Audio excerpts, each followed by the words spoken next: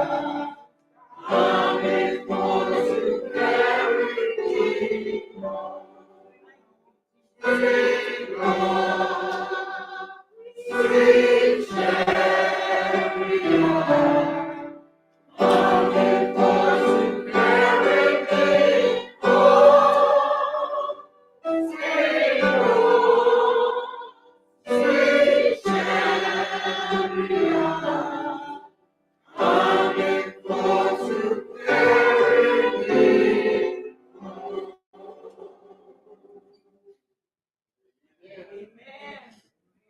Amen. Praise Good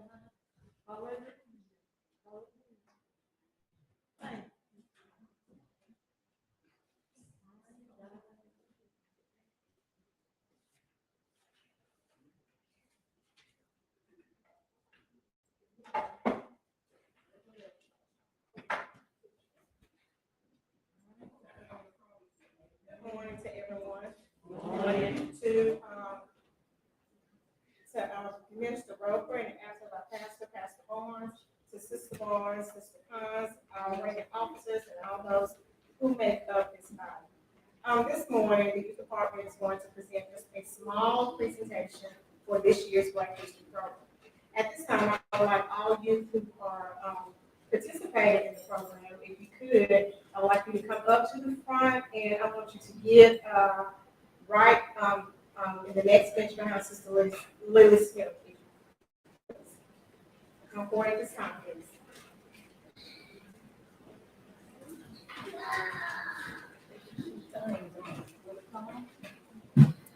No, just that one. I have to sit behind the next bench.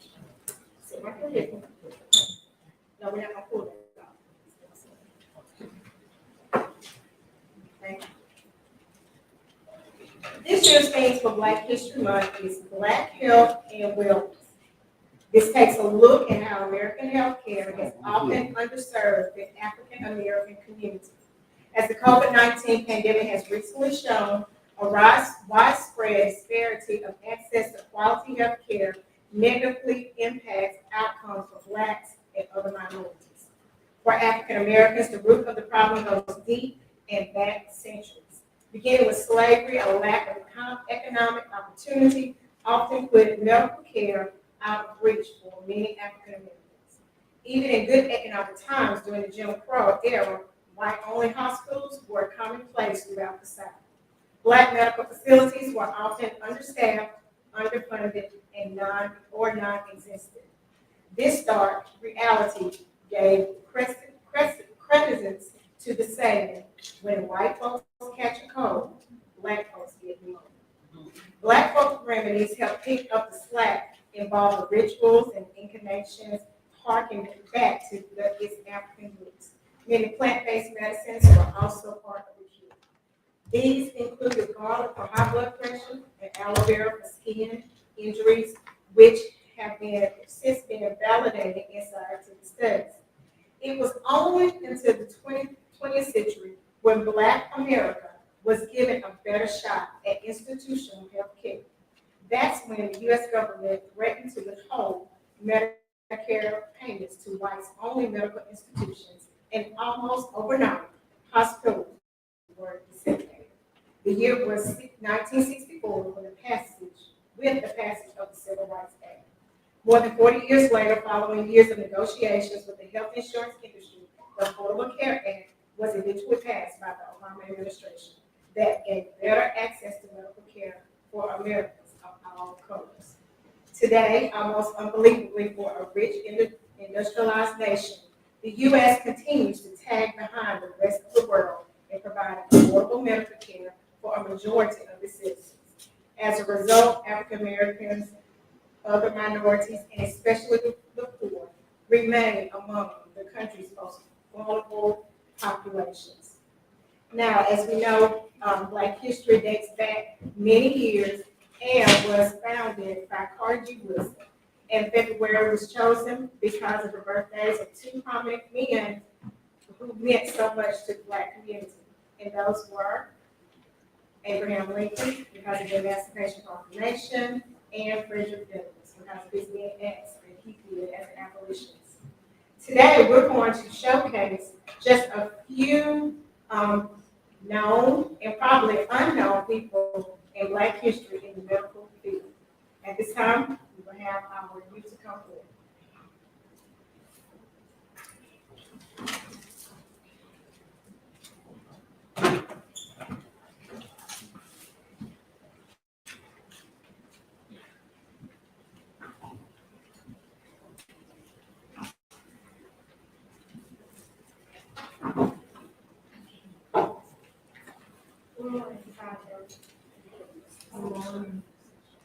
Dr. Regina Benjamin will from Mobile, Alabama was the first position under the age of 40 and the first African American woman to be elected to the American Medical Association Board of Trustees.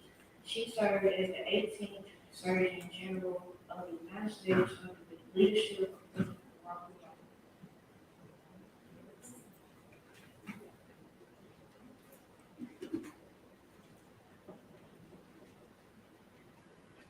Patricia Beth attended Patrick College at Harvard University College of Education. In 1968, I did research for lasers and ophthalmology and physics. There I started laser cataract surgery. In 1988, I became the first African American woman to receive a patent for a medical device. The laser performs so painless and quickly dissolves the cataract with a laser. I hold 5 patents in the United States.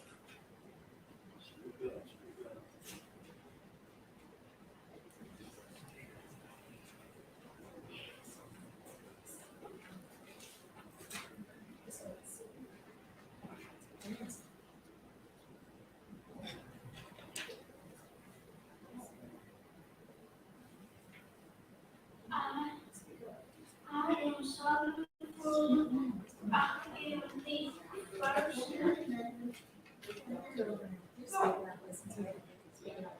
It's not loud. I am sorry for I am the first African American psychologist. I fostered Alzheimer's disease. I also studied mental illness such as schizophrenia and depression.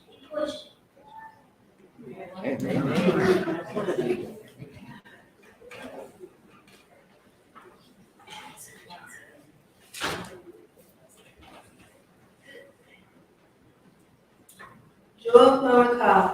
Larger known program was skin pigment or melanin, cell biologist and cell physiologist.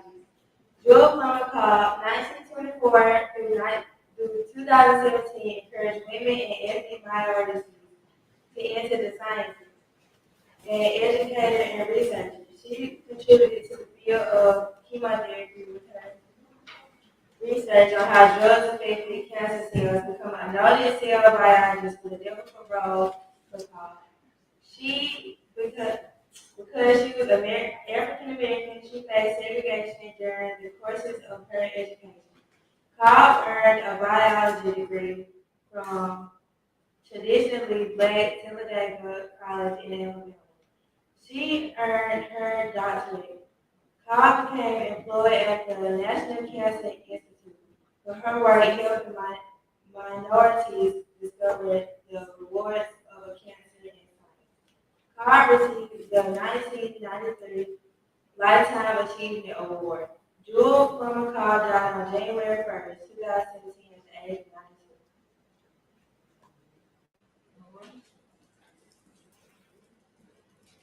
I am here to present to you Daniel L. Williams. Daniel was an American general surgeon who in 1893 performed what is referred to as the first successful heart surgery. In 1913, he was elected as the only African American charter member of the American College of Surgeons. On August 4, 1931, Daniel died, known as the first African American to perform a successful heart surgery.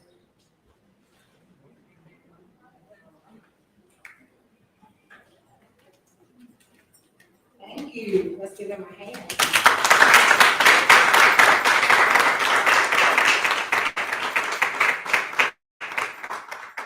We have this assignment to do. We had a list of names of American people to spotlight, and I wouldn't tell them which one to pick.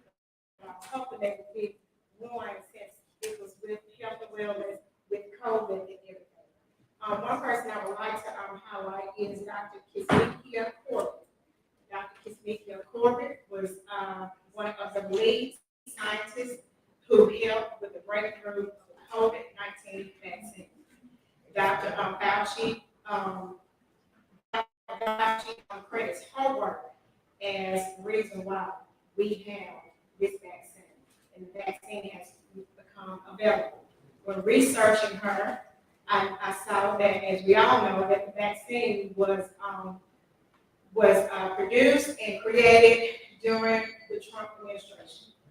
And as I looked at that picture, when I Googled everything and I looked at that picture, I noticed faces. And I truly believe in my heart that he was shocked to see who was the person that was explaining this vaccine to him. You probably saw the name, or maybe they just said Dr. Corbin. I don't know what they said, but if you go and Google her name, you will see her standing in front of the vaccines and everything in the lab or whatever. And President Trump is there, and he's listening, but in my mind, he was very shocked to see that this Black girl was the lead scientist of this vaccine. So I found that to be very interesting. At this time, I would also like to highlight some of our medical people in our community. Those of you who work in the medical field, nurses, doctors, or whatever, could you please stand at this time so we can recognize you? I dare not call any names. Come on, G, stand up. We are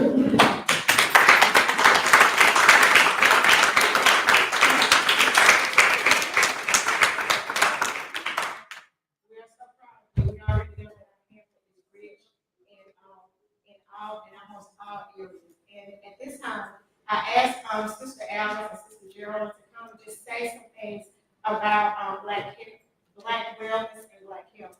So Geraldine, if you can come at this time. While Geraldine is coming, we also like to highlight that Sister Jackson is right now, well, she was the first African American woman to work in Dr. Edge's office. And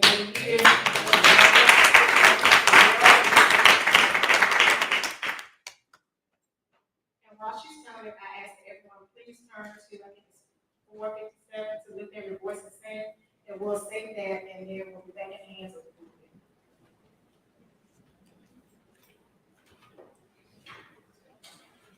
Hello to everyone. Richard has asked me to give a couple of tips and awareness for the Black African American community.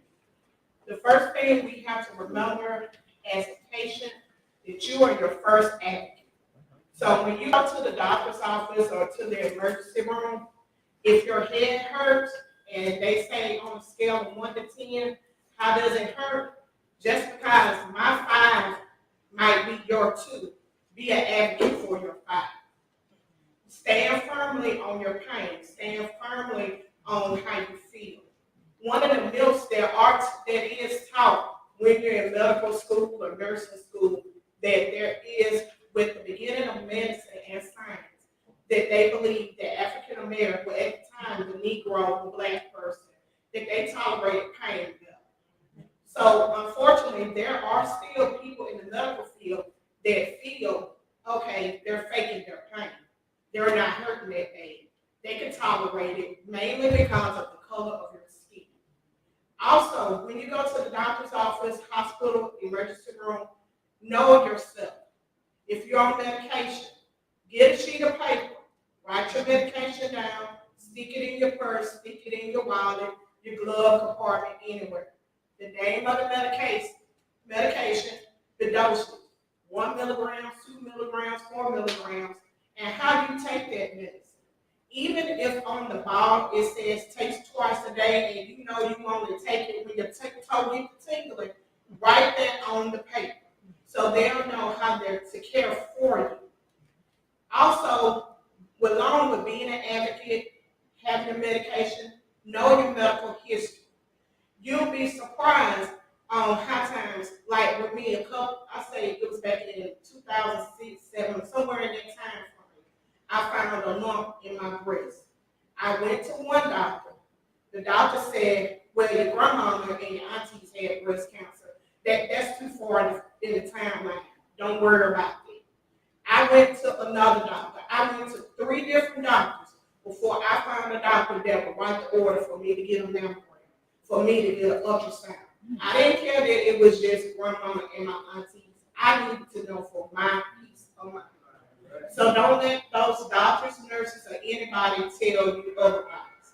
If you don't have insurance, there are places available where you can receive affordable health care. In this area, in Mobile County, there's Franklin Primary Medical Center.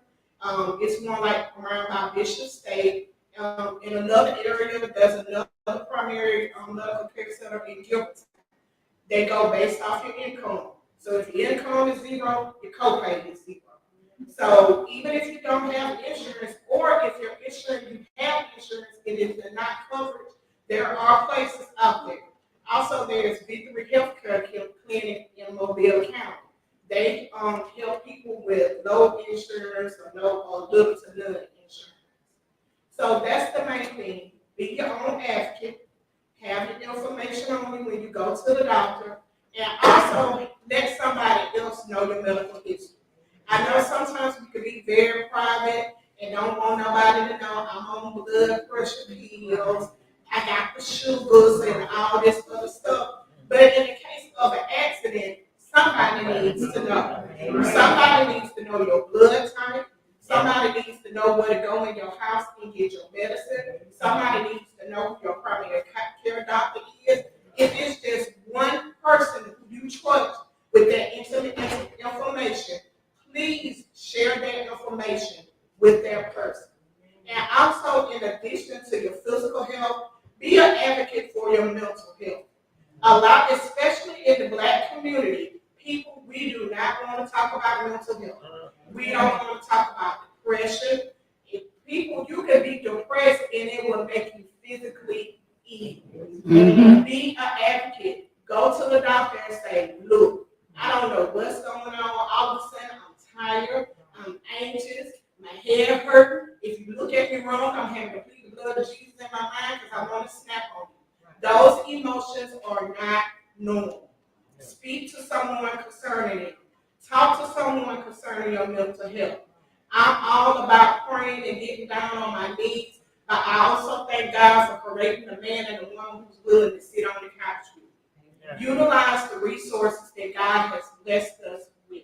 So if you have any concerns, questions, we have myself, we have Ariel, we have Alice, we have all these people in our family who are in the medical field. Gigi, talk to people. You will be surprised.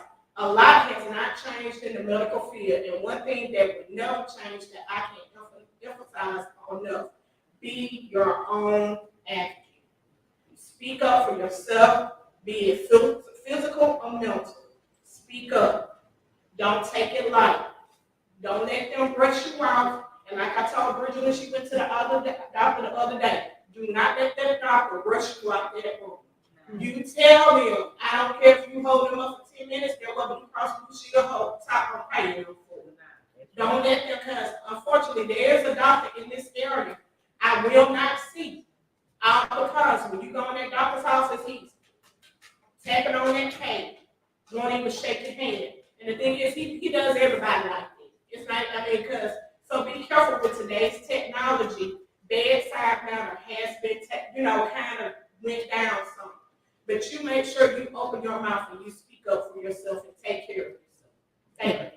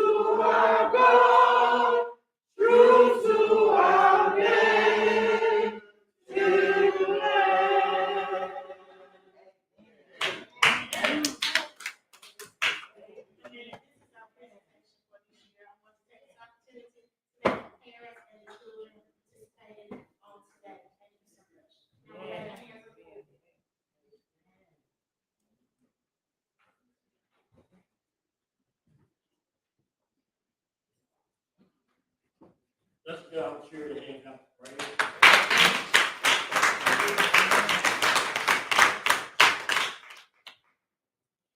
Let us give God a hand got the praise.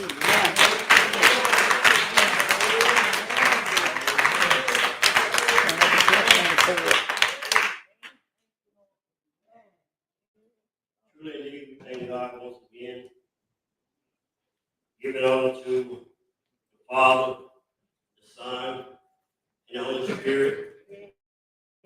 We greet them as one in the absence of Pastor Bond. Give them greetings to Sister Bond, Sister Pine, my wife, Deacon Wood, Pine Chapel of the whole. We thank you all. And we thank God for another opportunity. Let us go through the throne of grace. Father God, we come once again, calling on you, Father God, because we have no one else to call on. Father God, most of all, we come to say thank you. Thank you for your daughter's son Jesus that died on Calvary, so we all have a right to the tree of life. Father God, we come now asking for a special blessing upon the bereaved family, the ones that are going through, far and near. Ask Father God to bless them in the blessing that you see, to stand in the need of. Let them know that earth has no sorrow, that heaven cannot heal. Let them know that you're too wise to make a mistake and you're too just to do wrong. Stand and keep in your keeping care. Father God, we come now calling on your behalf of the shepherd's congregation. And Father God, to keep on holding, we keep on guiding, we keep on leading. Father God, stand and keep in your keeping care. Father God, we come now asking for special blessings upon myself and you the word of life. And Father God, let me down, just I will and not to be able to write and advise your word. Get the church and you to hear what the Spirit has to say. Not only hear what the Spirit also, and most of all, let our come in here, be invited. Indeed, I'm going to bless us in Jesus' name. Amen. We do thank God. Once again, we call your attention to the 22nd chapter of Matthew. Matthew, 22nd chapter of Matthew.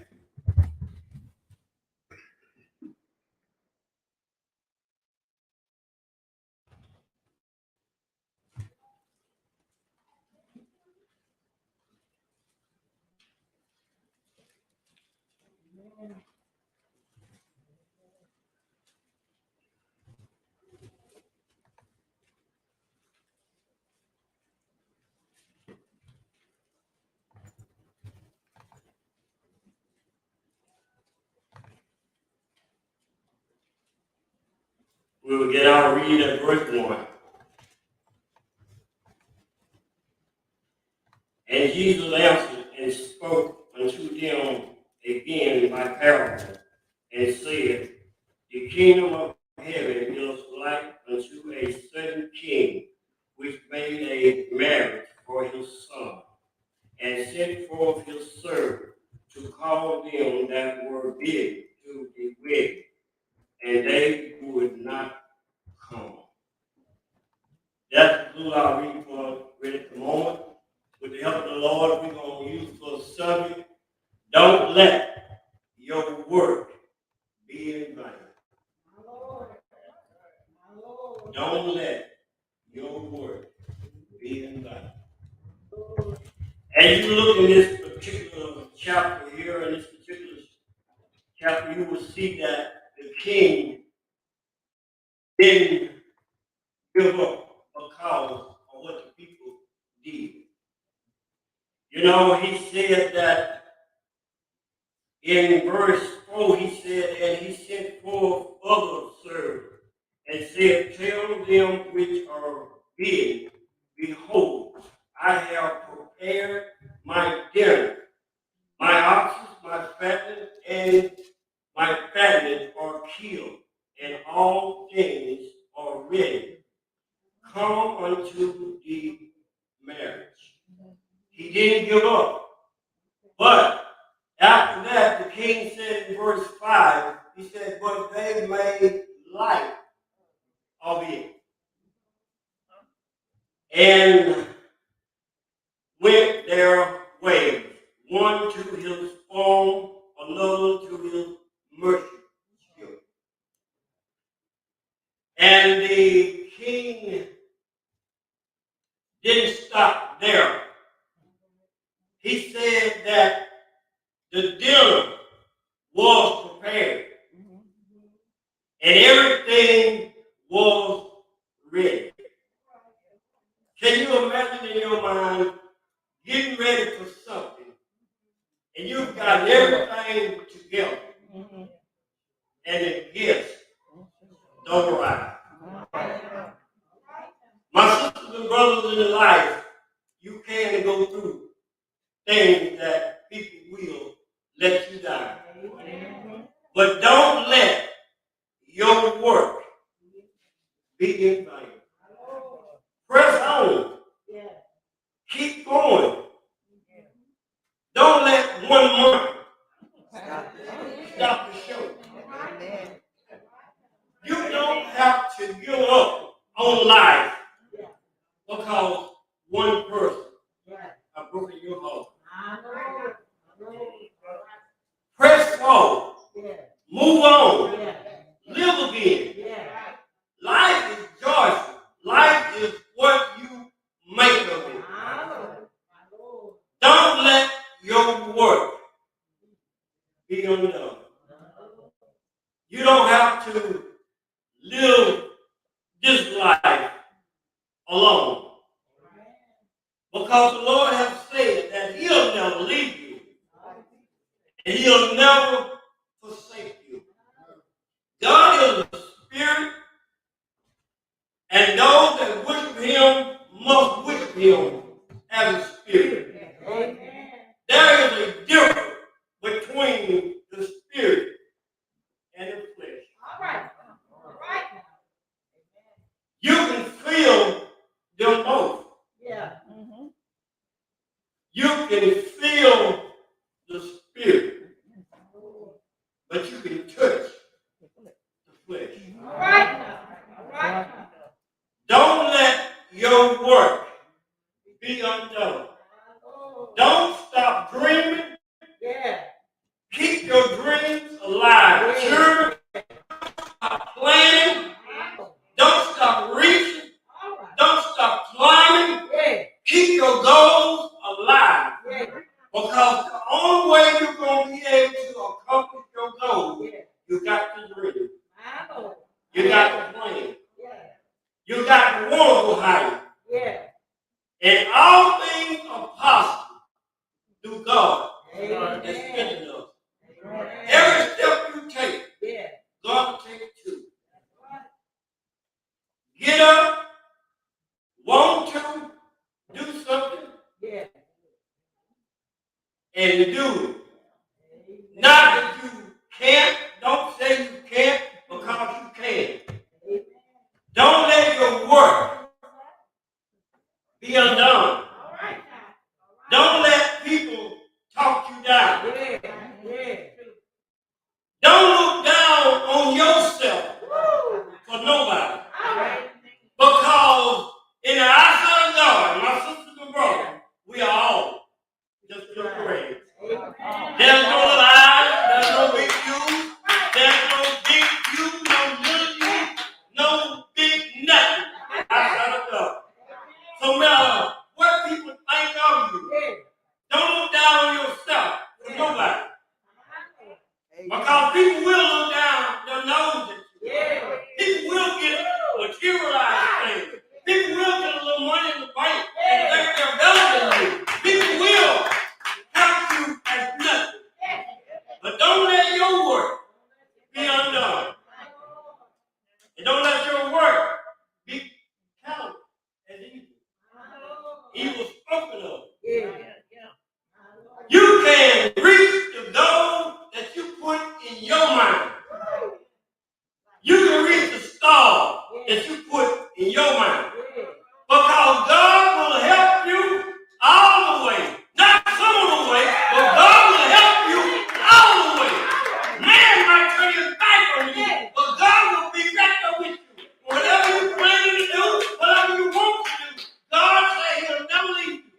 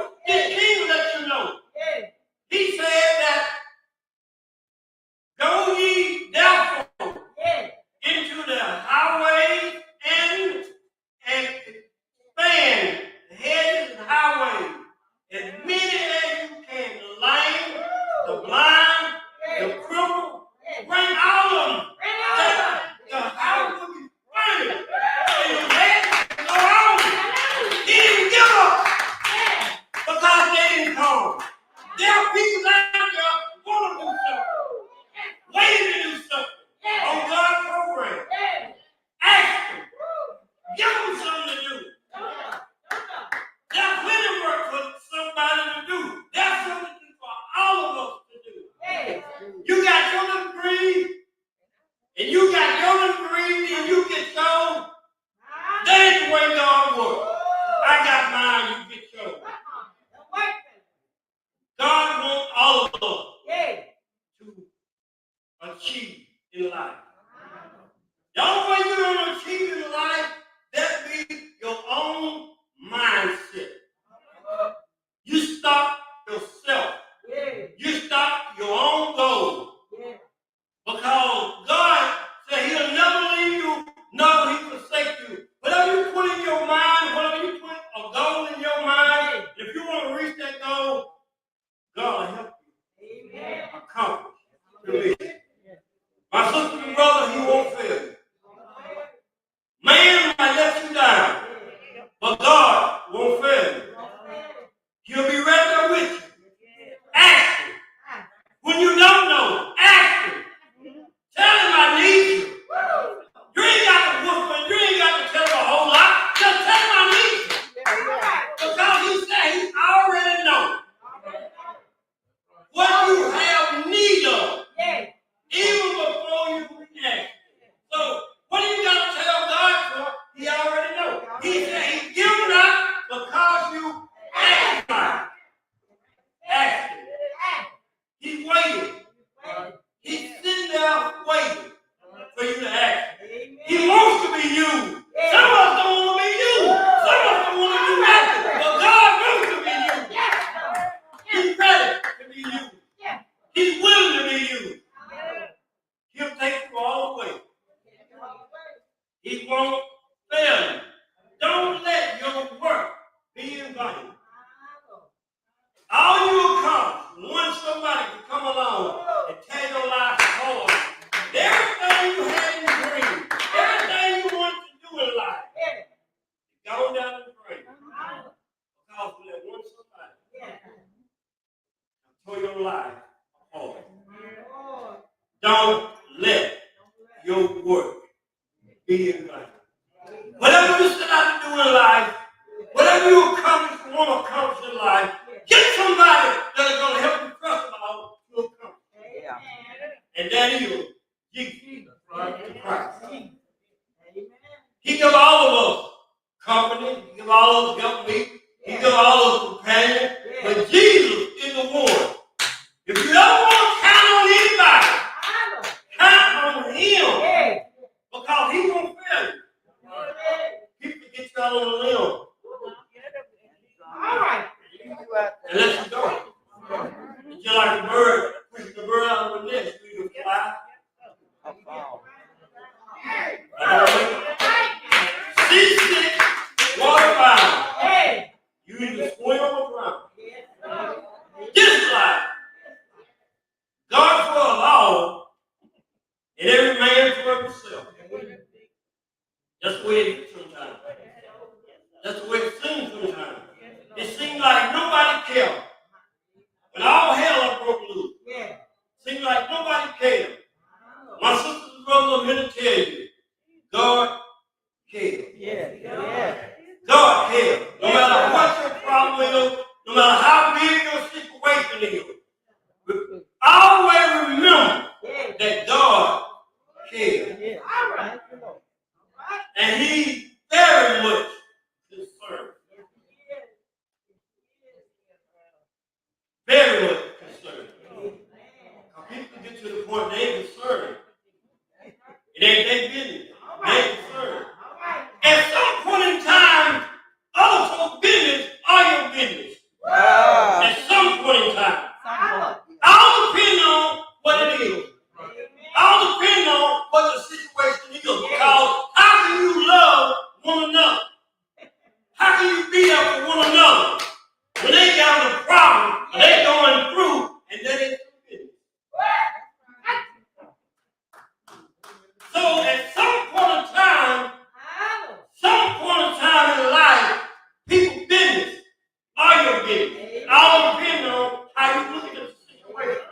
Because if you look at it with a naked eye, no, it ain't your business. It ain't your business. You ain't got nothing to do with that. But if God is involved and you're looking at that situation with a spiritual eye, my sister and brother, you're going to do what you can to help. You're going to see what can you do to help. We talk about it in Sunday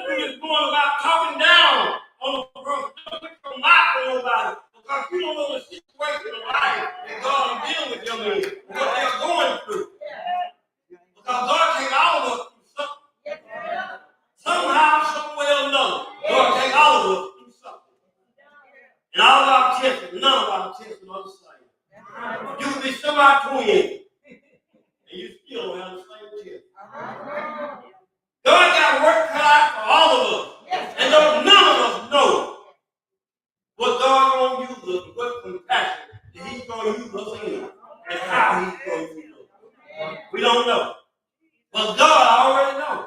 Just like he knows about Job. He said Job was a perfect, upright man. Yes. He sure is. Yes. God knew all about Job. Yes. And he was able to ask Satan, have you considered my servant? Yeah. Because he already knew. Job didn't know what God knows. But God knows. When he turns Satan loose on you, buddy, Satan don't care about you, me, and nobody in here. Satan don't care. You can think your friend care sometime and tell you to be your what's in it. Satan don't care how he come at you.